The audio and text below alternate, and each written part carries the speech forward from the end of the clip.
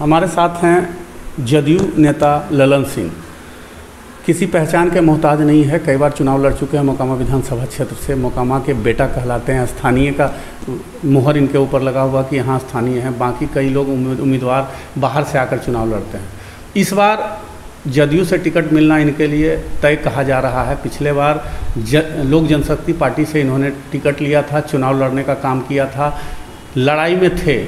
हालांकि लड़ाई सीधी लड़ाई थी, अनंत सिंह वर्सेज निर्दलीय वर्सेज जदयू, लेकिन उसमें भी इन्होंने अपनी अच्छी पकड़ दिखाई थी। आइए बात करते हैं ललनजीत सिंह जी से कि इस बार क्या मुद्दे रहेंगे, क्या करेंगे, चुनाव होना चाहिए या नहीं होना चाहिए, चूँकि कोरोना काल चल रहा। तो हमारे चैनल पे स्वागत है आपका। पहले तो जी नमस्कार सर। इस बार जो स्थिति अभी बन रही है बिहार में, खासकर पटना ज़िले में, कोरोना का ग्राफ बहुत तेज़ी से बढ़ा है। लॉकडाउन अभी भी चल रहा है पटना ज़िले, तो ऐसे में क्या चुनाव होना चाहिए आपके नज़र से? हमारे नज़र से, हमारे सोचने या किसी दल के सोचने से ये कोई फ़र्क नहीं पड़ता है। ये चुनाव आयोग का निर्णय है। चुनाव आयोग जो निर्णय लेगा उस निर्णय को पूरे बिहारवासी, भारतवासी को मानना पड़ेगा। ऐसे हम लोगों का जो चुनाव आयोग है, निष्पक्ष चुनाव कराने के लिए सदैव जाना जाता है। और जब चुनाव आयोग को लगेगा कि उचित समय है, चुनाव कराया जा सकता है, हम सुरक्षित चुनाव करा सकते हैं कोरोना से, तभी ये चुनाव होगा। और जो भी होगा वो चुनाव आयोग के निर्णय के अनुसार ही होगा। आज अगर जो कोई राजनीतिक दल अपना चेहरा चमकाने के लिए अनाप शनाप बयान दे रहे हैं, ये कर रहे हैं, वो कर रहे हैं, उनको चुनाव आयोग के निर्णय पर का इंतज़ार करना चाहिए, उनको धैर्य रखना चाहिए। पिछले बार आप चुनाव लड़े थे, अच्छी स्थिति थी, 3 नंबर पे आप रहे थे, सीधे सीधे फाइट था। इस बार क्या स्थिति होने जा रही है, किन मुद्दों पे आप चुनाव लड़ेंगे? हम इस बार, पिछले बार लड़े थे वो पप्पू यादव के दल से लड़े थे, और किस परिस्थिति में हम पप्पू यादव जी के दल में गए थे ये आप लोगों से छुपा हुआ नहीं है, जान रहे हैं। इस बार हम जदयू में हैं, और आगे जो गठबंधन होने जा रहा है एनडीए का, एनडीए गठबंधन में कौन कौन दल रहेगा नहीं रहेगा, ये तो ऊपर वाले जो हमारे नेता माननीय नीतीश कुमार जी हैं, ललन सिंह जी हैं, आरसीपी सिंह हैं, ये सभी लोग निर्णय लेंगे कि किस दल के साथ गठबंधन रहेगा नहीं रहेगा। और उस गठबंधन के अनुसार मोकामा का सीट किस दल को जाएगा, उस दल के हिसाब से माने अगर जो जदयू को यहाँ से मौका मिलेगा तो जदयू के लिए हम भी मेहनत कर रहे हैं।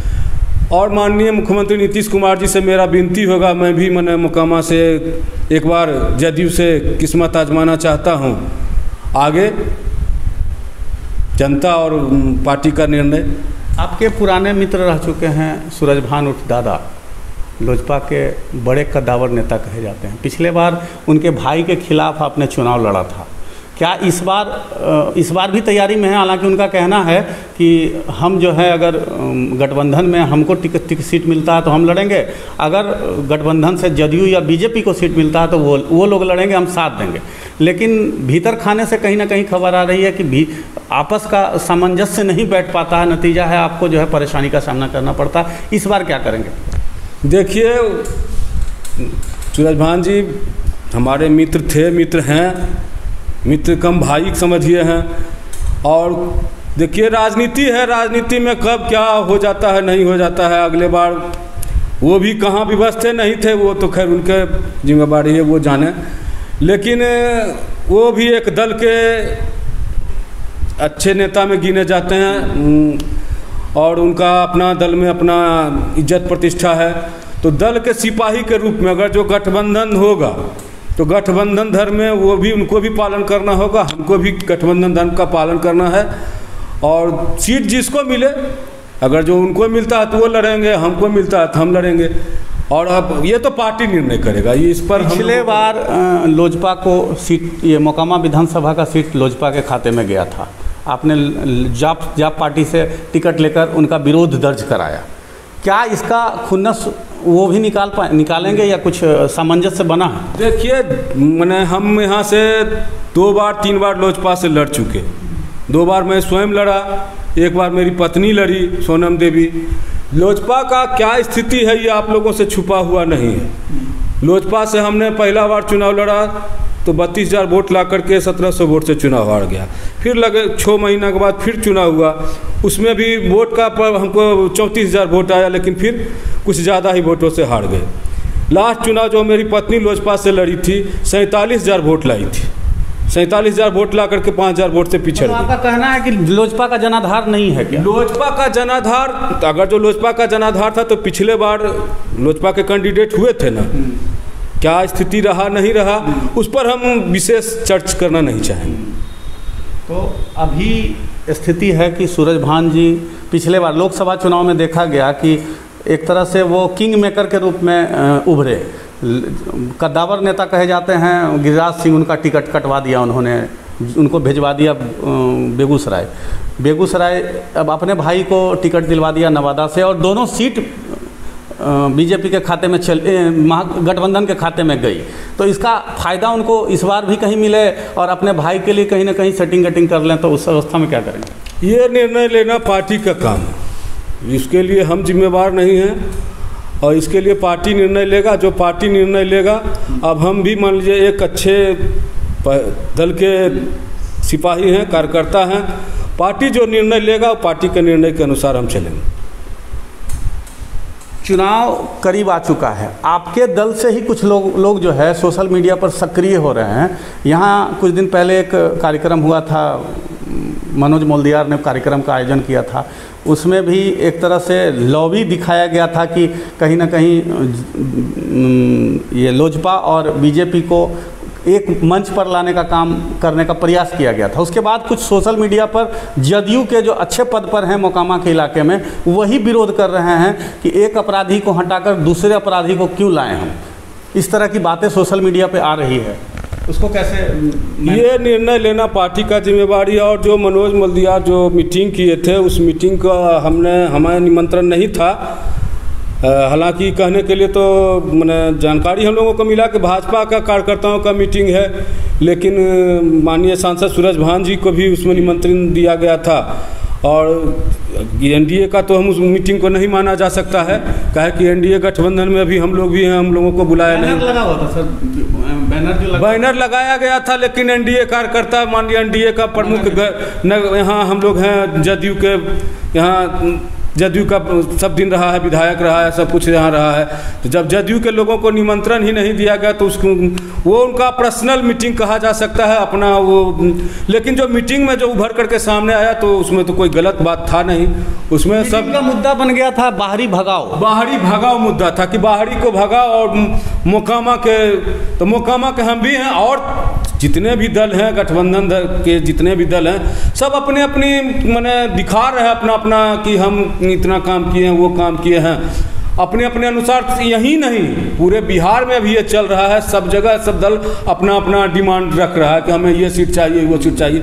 लेकिन ये सीट किसको चाहिए नहीं चाहिए, ऊपर बैठे हुए हैं, अमित शाह हैं, नीतीश कुमार जी हैं, बड़े बड़े नेता हैं, रामविलास पासवान जी हैं, चिराग पासवान जी हैं, ये लोग जो निर्णय लेंगे, जिस ढंग से अगर जो सीट जिसको मिलेगा, यही सब लोग देखिएगा, फिर जो कैंडिडेट होगा उसको मदद के लिए सब आगे आएंगे। मतलब कहीं से फूट नहीं दिख रहा गठबंधन में कि कहीं से कुछ फूट हो। अभी चुनावी माहौल है, इसलिए लोग टिकट के लिए ये सब कर रहे हैं। हाँ, टिकट के लिए कर रहे हैं, ऐसा तो नहीं होना चाहिए। कह तो रहे हैं, जो आप आशंका व्यक्त कर रहे हैं, सूरजभान जी लोजपा में कद्दावर नेता के रूप में है और उनकी प्रतिष्ठा है, उनका भी अपना एक प्रतिष्ठा है पार्टी में। अगर जो पार्टी के तरफ से गठबंधन में उन्हें यहाँ नहीं मिलता है सीट, और उसके बाद अगर जो आते हैं तो ये उनके प्रतिष्ठा का धूमिल होगा। कई बार से अनंत सिंह इस सीट पर काबिज हैं, इस बार मुद्दा बन चुका है कि बाहरी भगाओ। तो अनंत सिंह का जो बनाया हुआ क्षेत्र है, पिछले बार भी लोकसभा चुनाव में मैंने देखा कि आप लोग काफ़ी सक्रिय रहे। लोकसभा चुनाव राजीव रंजन उर्फ ललन सिंह जीत भी गए, लेकिन मोकामा विधानसभा से अनंत सिंह ने लीड मतलब बढ़त हासिल कर लिया, जिसके चलते लोग आशंका व्यक्त कर रहे हैं कि लोकसभा चुनाव तो कहीं ना कहीं मोदी लहर था, इस बार विधानसभा चुनाव में मोदी लहर खत्म होने जा रहा है, स्थानीय मुद्दे आएंगे। उस समय उस स्थिति में अनंत सिंह को कैसे पछाड़ेंगे? देखिए, लोकसभा का चुनाव और विधानसभा का चुनाव दोनों दो फार्मूला पर लड़ा जाता है। और यहाँ जो अनंत सिंह विधायक रह चुके हैं 3 बार से, और वो लोकसभा का उम्मीदवार थे, तो लोकल लोगों को लग रहा था कि मेरा लोकल उम्मीदवार है, तो यहाँ उनको कुछ 200-500 ज़्यादा वोट मिला। इससे पहले आप देखिए बीना देवी जी जब यहाँ से उम्मीदवार थी, यही मोकामा विधानसभा जिससे 28,000 वोट से वो आगे थे। विधानसभा के चुनाव में लोजपा को 14,000 वोट पर सिमट जाना पड़ा। तो दोनों का फार्मूला अपना अपना अलग है। विधानसभा का और लोकसभा का तुलना एक साथ किया करना बेईमानी होगा। कुछ लोग अभी भी आप ही के दल से कुछ लोग टिकट के लिए जुगाड़ में लगे हुए हैं कि मतलब उनका कहना है कहीं ना कहीं है कि ये सीट जो है अभी भी ललन सिंह के खाते में नहीं जा रहा, ललन सिंह के नाम पर नहीं जा रहा है जदयू में, वो कहीं ना कहीं जुगाड़ लगाने के चक्कर में है। तो क्या स्थिति अपने आप? तो मैं अभी भी कह रहा हूँ, जैसे जितना भी हम कार्यकर्ता हैं पार्टी के, और बहुत सारे कार्यकर्ता हमसे भी पुराना कार्यकर्ता हैं, सब पार्टी में जुड़े हुए हैं, अपना अपना मेहनत कर रहे हैं। और सब जो भी कार्यकर्ता है सबका इच्छा होता है कि मैं विधायक बनूं, एमपी बनूं, तो अपना अपना इच्छा। लेकिन पार्टी का जो सिपाही होता है, पार्टी का जो कार्यकर्ता होता है, वो पार्टी का नेतृत्व जो निर्णय लेता है उसके अनुसार चलता है। ऐसे ऐसे तो मान लीजिए अभी डिमांड करना कि हम भी उम्मीदवार हैं, हम भी उम्मीदवार हैं, ये तो सब लोग चाहता है कि हम विधानसभा देखें, लोकसभा देखें, लेकिन जो पार्टी का निर्णय होगा उसी के अनुसार कार्यकर्ता को चलना होता है। ललन बाबू, राजीव रंजन उर्फ ललन बाबू के तरफ से कितना सिक्योर्ड मिला है आपको, किस बार टिकट मिले जा रहा है? देखिए, अभी किसी को कोई सिक्योर नहीं मिला है। हमें आश्वासन मिला है, और आश्वासन माननीय मुख्यमंत्री ललन बाबू, बड़े भाई नीरज जी, इन सभी के द्वारा हमें आश्वासन मिला, और लगातार क्षेत्र में काम करने का आदेश दिया जा रहा है कि आप क्षेत्र में सक्रिय रहें। उस हिसाब से हम लोग अपने क्षेत्र में सक्रिय हैं। आगे देखिए, कोई भी दल अपना सीट कहीं भी लेता है तो 100% जीत सुनिश्चित करने के लिए लेता है। एक भी सीट, एक सीट 243 मायने रखता है, और उसके अनुसार सब लोग बहुत तरह से अपना सर्वे करते हैं, आईबी रिपोर्ट क्या क्या क्या सब जाता है।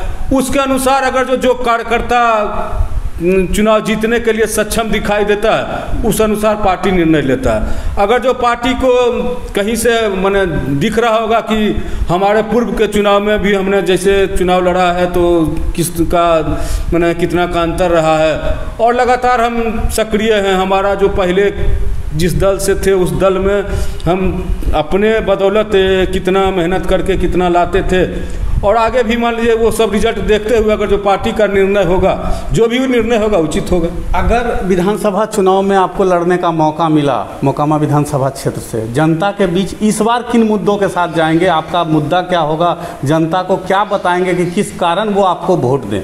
जनता को मुद्दा, हमारा मुद्दा पार्टी का मुद्दा है, और हमारा पार्टी जदयू पूरे बिहार में विकास के लिए जाना जाता है। 15 वर्ष आपने पिछले सरकार लालू जी के सरकार को देखा, 15 वर्ष नीतीश कुमार जी के सरकार को देखा, और नीतीश जी ने वैसा विश्वास कायम किया है पूरे बिहार में। घर घर बिजली, घर घर नल, घर घर जल, सड़क, गली, कोई भी ऐसा चीज़ है जिस मुद्दे जो हर एक 5 साल में उन्होंने एक टॉपिक को उठाया कि इस टॉपिक पर हमें काम करना है, और उस टॉपिक के अनुसार उन्होंने काम करके जनता को दिखाया है। और अभी आप कोरोना काल में देख रहे हैं उन्होंने कितना सूझबूझ से काम लिया। आज देख रहे हैं वही स्थिति। अब जब थोड़ा सा ढील हुआ तो कितना ज़्यादा से ज़्यादा कोरोना का मन संक्रमण यहाँ फैल रहा है, लेकिन उन्होंने जिस समय सूझबूझ से काम लिया, अपने मजदूरों को जिस ढंग से लाया, सबको जहाँ तहाँ क्वारंटाइन सेंटर में रख करके जो संक्रमित। मोकामा के लिए क्या मुद्दे होंगे? मोकामा भी बिहार से अलग नहीं है। मोकामा बिहार से अलग नहीं है। अभी देखिए, ललन बाबू जब सांसद बने, एक ट्रॉमा सेंटर जिला मुख्यालय में होता है, लेकिन माननीय ललन बाबू ने अपने स्तर से कैबिनेट का बैठक करके मोकामा जैसे जगह में ट्रॉमा सेंटर देने का काम किया। तो राजनीति वाले हैं, जब तक बन नहीं जाता है तो विरोधी पक्ष ट्रॉमा सेंटर ये हो गया वो हो गया, लेकिन आज काम शुरू है और जल्द ही वो दिखाई देगा। घोसवरी प्रखंड में 10+2 विद्यालय दिया। एक साल ललन बाबू एक ऐसे नेता, हमने बहुत नेता के साथ देखा, बहुत से नेता के साथ रहा, लेकिन ललन बाबू ऑन स्पॉट कोई भी काम होता है ऑन स्पॉट तुरंत उस काम को डिस्चार्ज करते हैं। हम उनके साथ घूम रहे थे, हाँ, घोसवरी प्रखंड में नारायणपुर बस्ती है, और वहाँ के लोगों ने डिमांड किया कि सीढ़ी घाट और बनना चाहिए, और उन्होंने तुरंत वहीं से एग्जीक्यूटिव इंजीनियर को फ़ोन लगाया और 1 सप्ताह के अंदर वो टेंडर प्रोसेस में आ गया। तो जिस क्षेत्र में अगर जो लोगों को, यहाँ के लोगों को पहले भी जल जीवन हरियाली में नीतीश कुमार जी आए, बहुत सारे योजना का उन्होंने किया, और जो भी मोकामा का है, मोकामा ये अलग बात है, यहाँ से जदयू का नेता थे, लेकिन जिस ढंग से प्रचारित किया जाता था, हैट चश्मा लगा करके कि बिहार का सरकार नीतीश कुमार नहीं, मोकामे का विधायक जो है सो बिहार सरकार है, बिहार सरकार चलाता, उन सभी चीज़ों से माननीय मुख्यमंत्री को घृणा होता था और इस कारण से वो मोकामा आना नहीं चाहते थे और नहीं आए। जब तक जदयू में अनंत सिंह रहा तब तक उन्होंने मोकामा में नहीं आया, कभी नहीं आया। और जैसे ही अनंत सिंह ने मोकामा जदयू से इस्तीफा दिया, मुख्यमंत्री बार बार मोकामा आना चाह रहे हैं, कोई भी नए चीज़ों का उद्घाटन वो चाहते हैं कि मोकामा क्षेत्र से करें, और मोकामा के लोगों ने विश्वास अगर जो रखा, उनके ऊपर विश्वास कायम किया, तो आगे जो मोकामा का जो भी चीज़ जो हुआ है उसको फिर से पुराने मोकामा को, विकसित मोकामा को बनाने का काम करेंगे, यही हम लोगों का उद्देश्य है। ये थे ललन सिंह, जो मोकामा विधानसभा सीट से इस बार अपने आप को पक्का उम्मीदवार, अगर जदयू के खाते में सीट जाती है तो निश्चित तौर पे चुनाव लड़ने की बात कर रहे हैं। घोषणाएं भी बहुत सारी हैं, सारे लोग लड़ने के लिए तैयार हैं, लेकिन इस बार का विधानसभा चुनाव क्या रंग लाएगा, किन मुद्दों पे चुनाव होगा, उसके बारे में भी विस्तृत जानकारी इन्होंने दी। मुख्यमंत्री के एक अच्छे सिपाही के रूप में ये काम कर रहे हैं। आगे देखते हैं कि चुनाव में कितना इनको फ़ायदा मिलेगा, नीतीश कुमार जी के किए कार्यों, ललन बाबू के किए कार्यों का कितना फ़ायदा इनको मिलेगा, और कितनी जीत सुनिश्चित करा पाते हैं, आने वाला वक्त बताएगा। मोकामा से ललन कुमार सिंह के साथ कमालुद्दीन, आपकी आवाज़ के लिए।